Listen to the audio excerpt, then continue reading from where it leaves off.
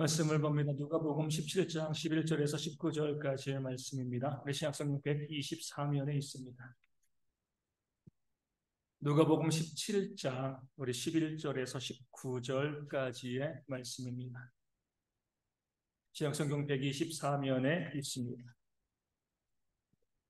누가복음 17장 11절에서 19절 제가 말씀을 읽어드리겠습니다.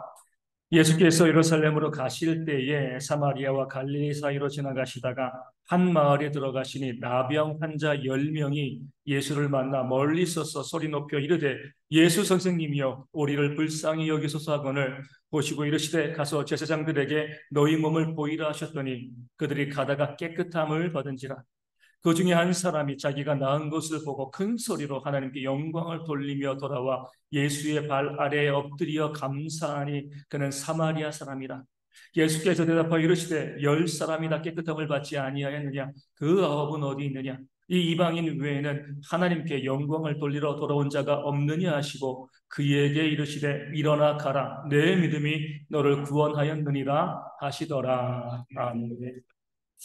오늘 말씀에 나와 있는 것은 우리 예수님께서 그 예루살렘을 향하여 가시는데 어디로 갔습니까? 사마리아와 갈릴리 사이로 지나가셨습니다. 그러니까 사마리아 접경, 갈릴리 접경, 요즘처럼 딱 이 행정구역이 명확하게 갈라진 것이 아니니까 그 근방에 있는 그 접경에 있는 그 지역으로 지나가시다가 한 마을에 들어가게 되었습니다. 그 마을에 누가 있었어요? 그 마을 바깥이죠. 그 마을의 바깥에 10명의 나병 환자들이 있었습니다. 요즘도 그러지만 나병은 고칠 수가 없죠, 그렇죠? 예전에는요 이 천형, 그러니까 이 하늘이 내려주는 병이다, 이 문둥병이잖아요. 천형이라 이렇게 이제 이야기해서 나병 환자들은 이 부정하다라고 이야기하고요, 동네 살지 못하고 어디요? 동네 바깥, 마을 바깥에 따로 모여서 그들이 살고 있었습니다. 10명이 있었는데 9명은 유대인이고 1명은요 사마리아인이죠. 왜냐하면 그 지역이 이 갈릴리와 또 사마리아 접경이 있으니까 그 이 나병 환자들이 이 사마리아인이건 또 유대인이건 함께 모여서 그들이 살고 있었습니다. 어떻게 보면 참 이 재미있는 광경이 되어집니다. 왜냐하면요 유대인들은요 사마리아인을 어떻게 생각했어요? 개처럼. 요즘도 우리 젊은 사람들 좀 안 좋으면 이 개를 앞에 많이 붙이는데, 그렇죠? 이 개처럼 그렇게 역임을 받는, 그러니까 사람을 인정해 주지 않는 그런 사마리아 사람들, 함께 식사도 하지 않고요, 함께 만나지도 않았습니다. 그렇게 무시하고 멸시하는 사마리아 사람인데 지금 함께 모여 살고 있습니다. 왜요? 나병에 걸렸습니다. 그 신분적인 차이가 있다라고 봤는데 질병 앞에서, 그 나병 앞에서는요 그 신분도 다 사라져 버리는 거죠. 질병이 없었으면 같이 있지도 않았을 겁니다. 무시하고 멸시하고요, 쳐다보지도 않았을 건데 그 저주받은 천형이 그들 가운데 있으니까, 같은 나병에 걸려 있으니까 다 모여서 함께 그들이 서로 위로하고 모여 살고 있었던 거죠. 이런 모습을 보면 우리가 정말 이 땅을 살아가면서 우리가 가지고 있는 환경, 때로 그것이 우리를 힘들게 하고 또 어렵게 하고, 그 질병이건 물질이건 우리 힘들고 어렵게 하는 것이 때로 우리 가운데도 하나님의 선물, 또 감사의 제목이 되어질 수도 있다, 이런 생각을 하게 되어줍니다. 우리가 살고 있는 사회는 어때요? 정말 차별이 상식이 되어지고 있는 사회입니다. 우리 사회에서요, 뭔가 조금만 내가 가지고 있는 것이 있어도 돼요? 이것 가지고 다른 사람을 차별합니다. 차별하는 거 당연하게 생각을 하죠. 또 차별받는 사람도 내가 차별받는 것을 당연하게 생각을 해요.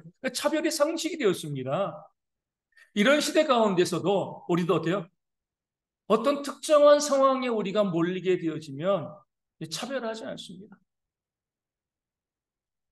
누구라도 고치지 못할 질병에 걸리면 다 똑같은 사람이죠. 그렇죠? 노숙자건 재벌이건 그 질병에 걸리면 그냥 환자인 거예요. 그렇죠? 말짱할 땐 차별하고 말짱할 땐 무시하고 멸시하지만 어떤 문제 가운데, 어떤 상황 가운데 내가 처하게 되어지면 차별할 수 없는 그런 모습이 우리 가운데 있게 되어집니다. 그런 면에서 때로 우리 가운데 질병을 주신 것, 또 실패하게 하시고 넘어지게 하신 이 모든 것들이 하나님께서 더 많은 사람을 차별하지 않고 품게 하시는 하나님의 은혜가 되어질 수 있을 줄로 믿습니다. 물론 힘들죠, 그렇죠? 내가 그 상태 질병이 있고요, 실패하고 넘어지면 너무나 힘들지만 우리는 거기에서도 하나님의 은혜가 있음을 알고요. 감사할 수 있는 지혜가 또 우리 가운데 있어야 하는 것이죠. 이것이 바로 10명의 나병 환자가 그 모든 차별을 없애고 그들이 함께 머무는 그런 공동체로 우리 가운데 감사의 모습을 보여주고 있는 겁니다. 그렇게 그들이 머물러 있는데 그 마을로 누가 지나가시는 거예요? 예수님이 지나가시는 거죠. 아마 가까이 가지는 못했을 겁니다. 부정한 자이기 때문에 나병 환자, 이 문둥병 환자들은요, 일반인들과 가까이 하지 못했어요. 그렇기 때문에 어때요? 10명이 아마 제가 봤을 때는요, 미리 짰던 것 같아요. 그렇죠? 10명이 막 서로 다른 큰 소리를 지르면은요, 예수님께서 못 들으시잖아요.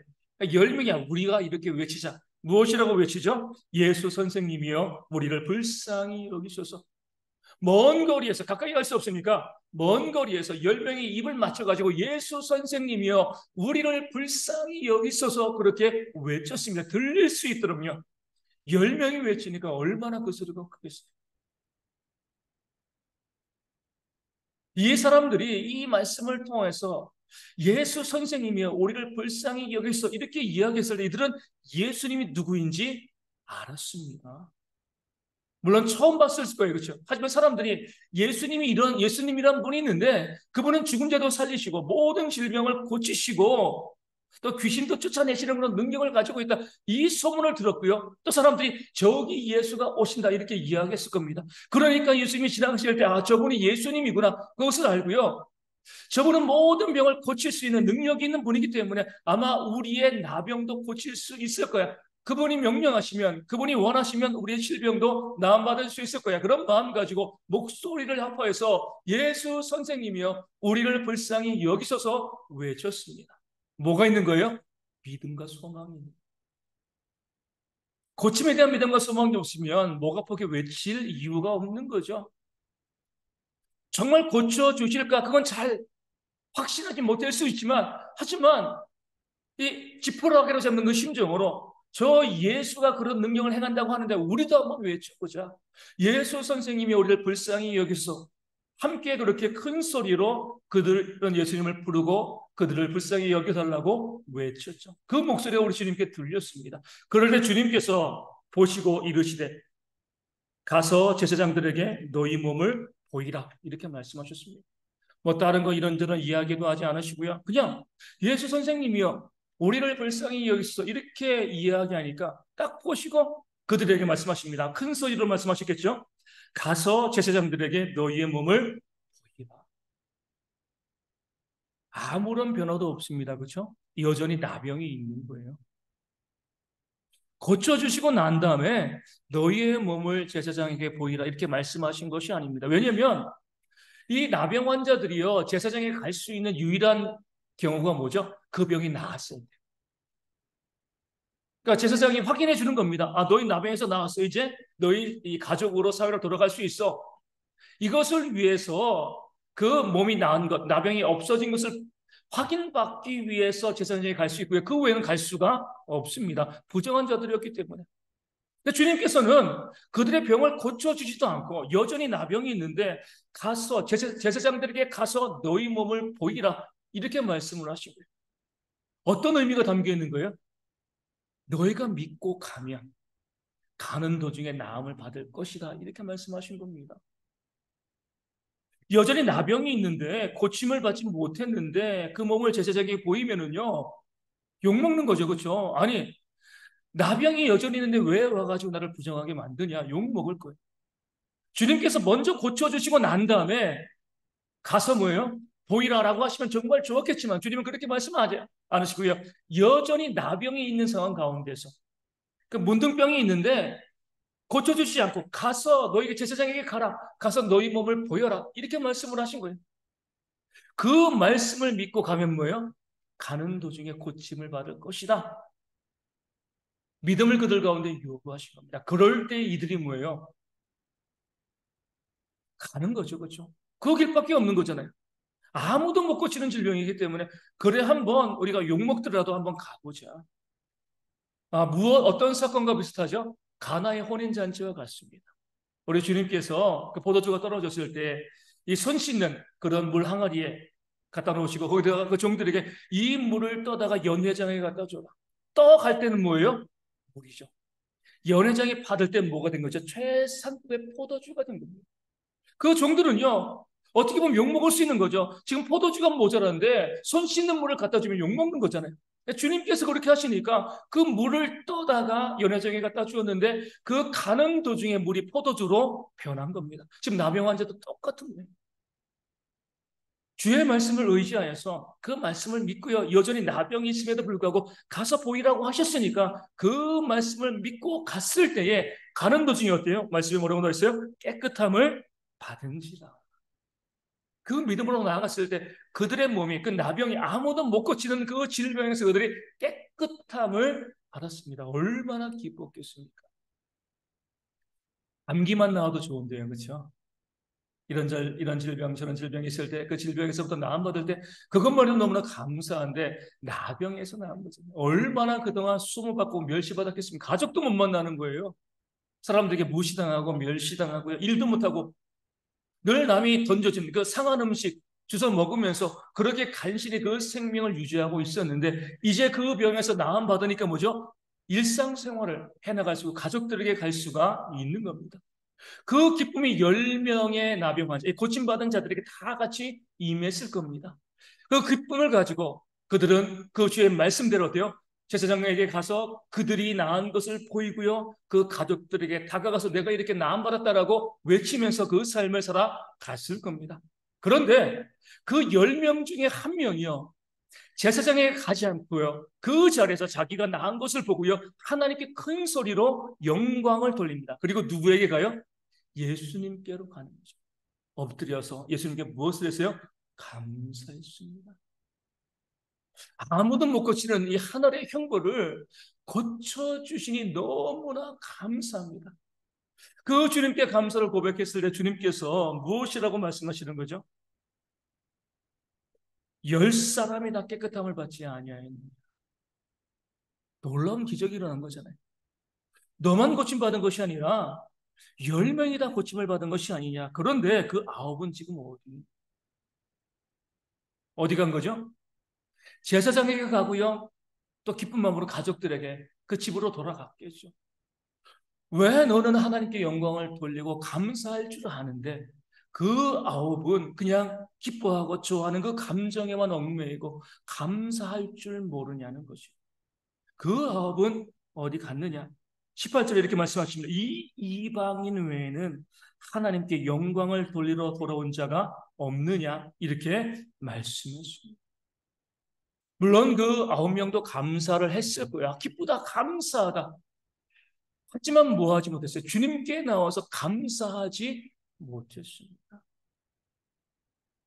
그러면은요, 그들의 감사는 그저 감정에 불과한 거예요. 정말 감사한 것은 정말 예수님께서 내 병을 고쳐주셨다. 여기에 대한 감사가 있으면 어때요? 주님께 돌아와서 감사를 해야죠. 감사를 안다는 것은요, 감사를 한다는 거예요. 감사를 하지 않으면 뭐예요? 감사를 안 하는 것이 아니죠. 나머지 9명은요, 그냥 기쁨에만 도취되어 있었습니다. 마땅히 우리가 고침받아야 돼. 아마 이런 생각을 했을지도 몰라요. 그러니까 주님께 감사하지 못하고요. 그래서 기쁨으로 그 가족에게 돌아가서 그 자신의 삶을 살아가는 그런 모습을 보였는데 이 한 명의 이방인 사마리아인은요. 이것이 하나님이 고쳐주신 것이다. 예수님이 고쳐주신 것이다. 그것을 알고 주님께 와서 엎드려서 감사했습니다. 감사합니다. 감사를 고백하게 되어진 거죠. 그때 주님께서 놀라운 선포 말씀을 주시면 뭐라고 말씀하시는 거예요? 19절에 일어나 가라. 내 믿음이 너를 구원하였느니라. 네.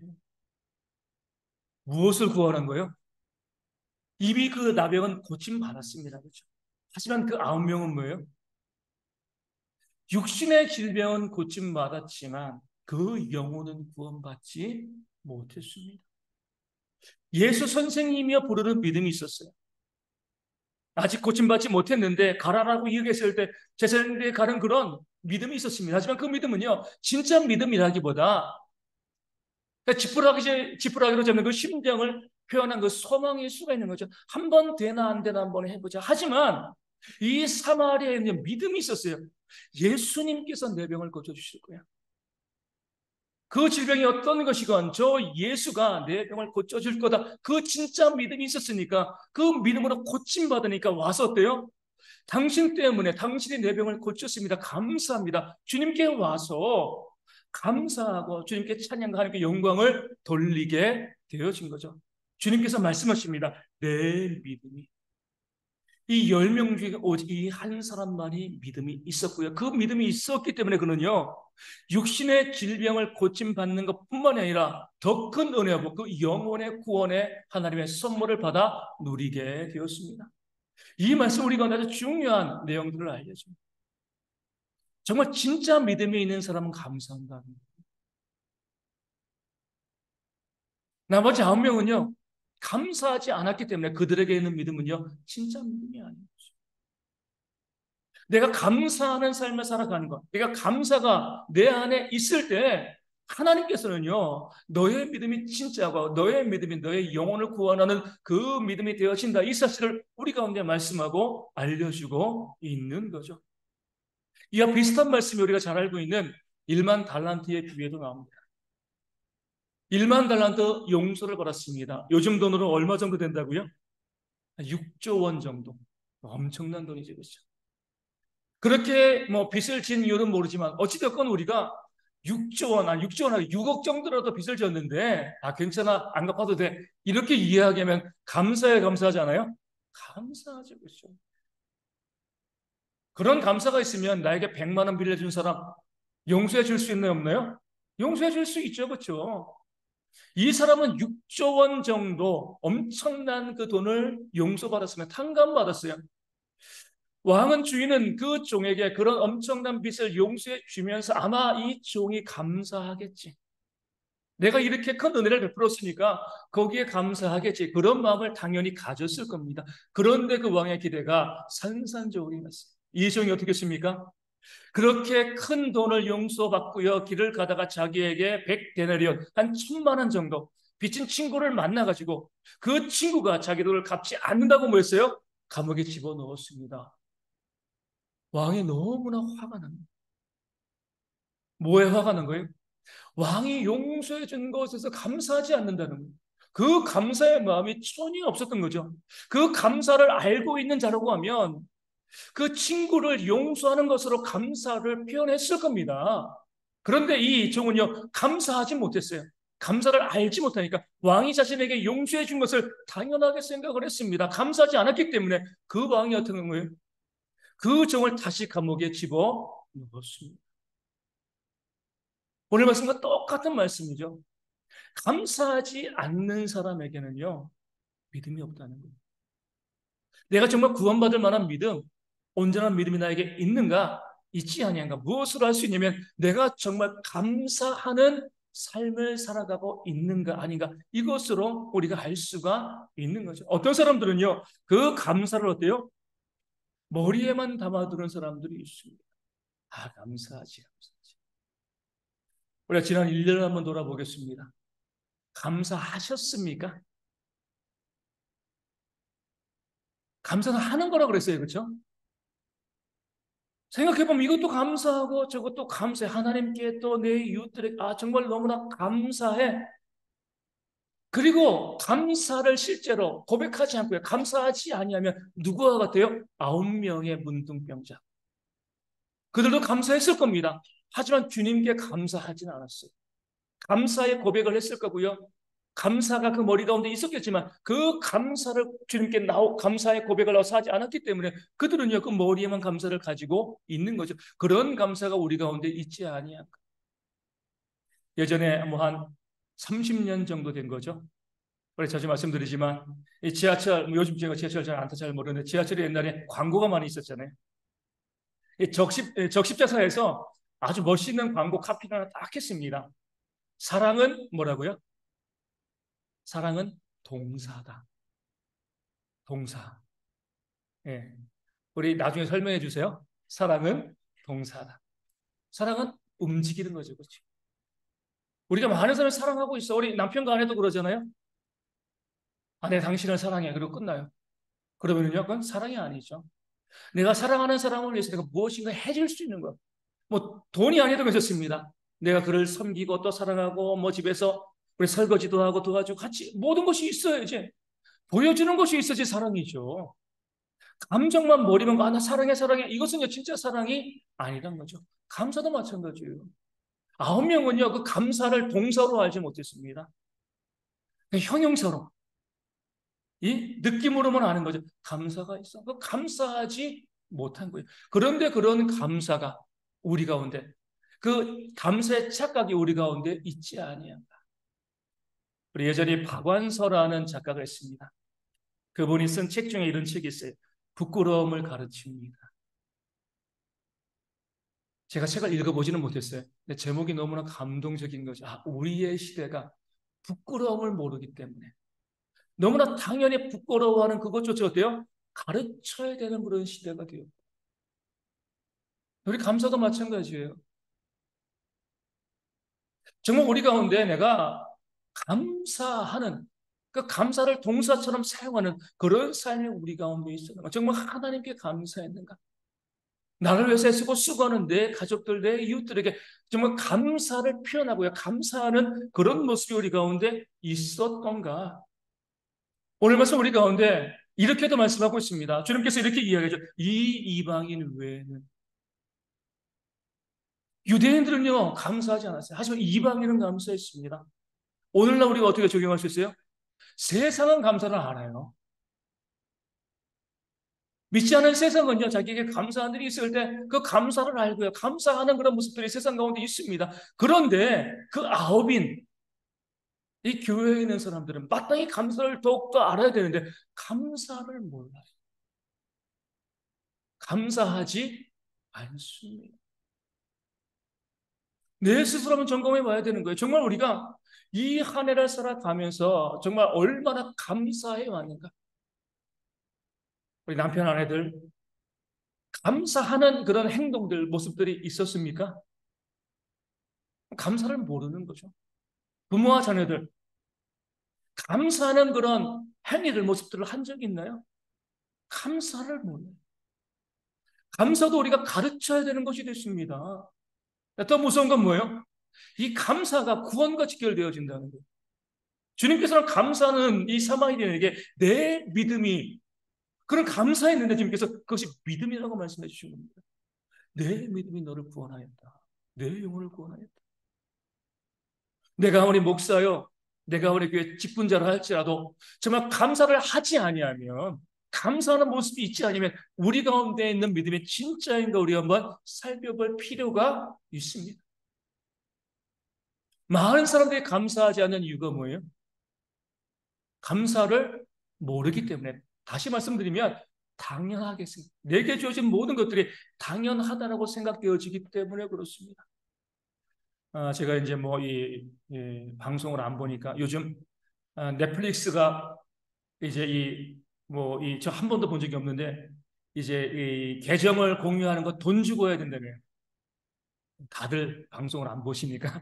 근데 이제 예전에는 그러면 계정을 공유해서 이제 뭐 따로 이제 그 계정을 갖고 있는 사람 다 같이 방송을 볼 수 있었는데, 이제는 한 집안에 사는 사람이 아니면 돈을 따로 추가해서 내야 된다. 이렇게 이제 그 정책을 바꿨다고 합니다. 그러면서 이제 어떤 게시판에 글이 올랐어요.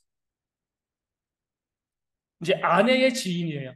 아내의 지인인데 이 계정을 이제 이쪽은 이제 이 가정에서 넷플릭스를 보고 있다가 친구도 보고 싶다 그러니까 계정을 줘서 거기도 보게 됐는데 이제는 못 하게 된 거잖아요. 그러면서 이제 갑자기 연락이 와가지고 내가 계속해서 그것을 볼 수 있는 방법이 있냐 없냐 막 물어보는 거예요. 그러니까 남편이 화가 납니다. 우리는 잘 보지도 않는데 2년 동안 보면서도 감사하다는 소리 하나도 없고, 자기는 돈 안 내고 나는 돈 내고 이제 보는데, 계정 빌려줘가지고 자기는 돈 안 내고 보는데 2년 동안 내가 이렇게 볼 수 있게 해서 정말 고마워 한마디도 하지 않고 이제 못 보게 되니까 어떻게 또 공짜로 볼 수 있는 방법이 없는지 2년 만에 연락을 한 거예요. 남편이 너무나 기분이 나빠가지고 우리 차단해 이렇게 이제 이야기한 거죠. 당연하게 생각을 한 겁니다. 이게 뭐가 감사해? 당연한 거지 뭐. 또 그런 글이 있었어요. 어떤 사람이 친구에게, 아주 기적의 계산법입니다. 친구에게 2만 원을 빌려줬어요. 그 친구가 안 갚았습니다.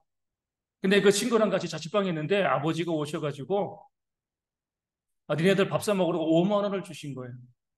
친구가 어떻게 했을까요? 예? 얼마를 뺐었을까? 예?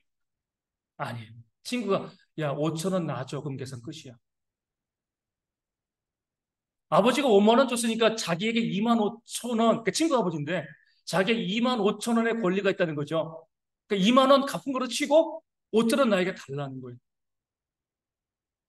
이게 말이나 되는 건가요? 이런 사람들이 이 땅 가운데 있는 친구에게 빌린 것도 갚아야 되는 거. 그 친구 아버지가 자기 아버지도 아니잖아요, 그렇죠? 친구 아버지가 밥 사 먹으러 사준 돈인데, 5만 원 줬으니까 너 2만 5천 원, 나 2만 5천 원. 그래, 2만 원 갚은 거로 치고 5천 원 놔줘. 그래서 그 사람이 5천 원 줬대요. 그리고 다시는 안 만나는 거죠. 이런 사람은 친구가 아니죠. 감사할 줄 모르는. 우리 어떤 이제 이 집을 이제 저희 교회나 이 경기도 화성에 가서 어떤 이제 집사님 집을 신방한 적이 있어요. 근데 이런저런 뭐 부정적인 얘기는 좀 안 좋지만 그분이 이렇게 이야기하더라고요. 목사님 좀 기가 막힌 일들이 너무나 많이 있어요. 그러니까 자기도 들었는데 이렇게 이야기해요. 어떤 교회 목사님 사모님이 있는데 어떤 성도가 이제 선물을 좀 준 것 같아요. 그러니까 사모가 이제 감사하지 않, 감사하다는 인사가 없다는 거예요. 그래가지고 물어봤다는 거죠. 아니 그래도 좀 뭐 감사하다고 말은 좀 해주셔야 되는 거 아니에요? 그러니까 사모님이 이렇게 말씀하셨다는 거죠. 내가 언제 달라 그랬어요? 달라 그러지도 않은데 줘놓고 뭐가 감사하냐는 거예요.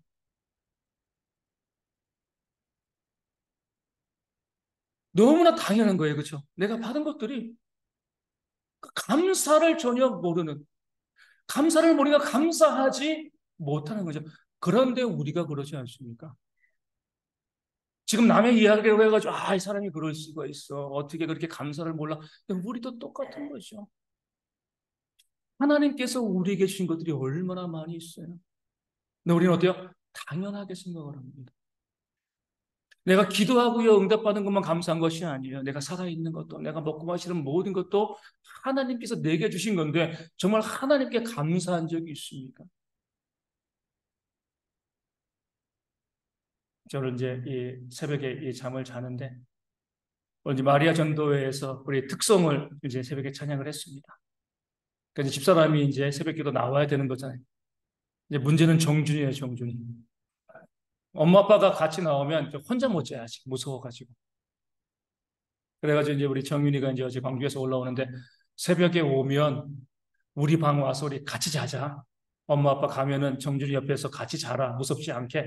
그렇게 했어요. 딱 자다가 보니까 새벽 2시쯤 왔더래요. 오늘 새벽 2시쯤 왔어요. 와가지고 이제 같이 잠을 자는 거죠.